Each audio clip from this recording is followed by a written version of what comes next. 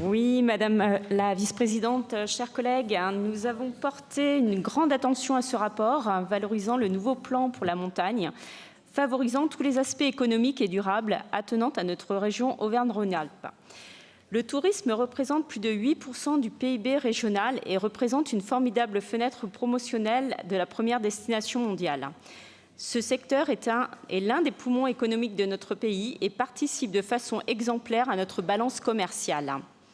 Renforcer l'attractivité et le développement équilibré du territoire nécessite également le développement de nouveaux projets de logement destinés aux saisonniers afin de favoriser de futurs postes pérennes, d'apporter une nouvelle attractivité en s'appuyant sur de nouveaux projets touristiques sur la durée, en réponse aux attentes et aux besoins de nos touristes basés en région, mais aussi à l'international.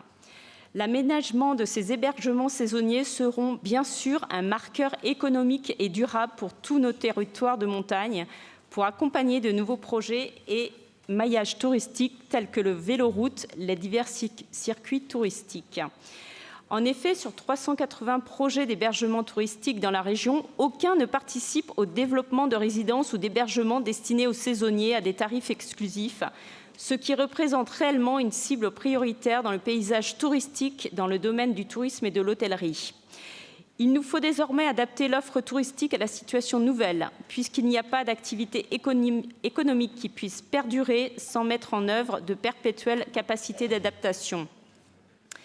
Il ne va pas sans dire que la création de ces dynamiques touristiques nécessite également la revalorisation des salaires des saisonniers, primordiale et liée au pouvoir d'achat, puisque la problématique majeure résulte sur le fait que la consommation du tourisme ne va pas sans l'amélioration du pouvoir d'achat des Français. Pour rappel, à ce jour, un Français sur 4 vit avec moins de 5 € en poche, en faisant face à une inflation de plus en plus forte et constante. La région se doit d'accompagner ces différents acteurs pour compléter l'offre touristique et se diversifier comme elle le fait depuis plusieurs années en créant de nouveaux emplois, en favorisant le travail des locaux par le biais des classes vertes, des échanges entre régions et communes pour un retour vers la découverte de la nature et de l'environnement.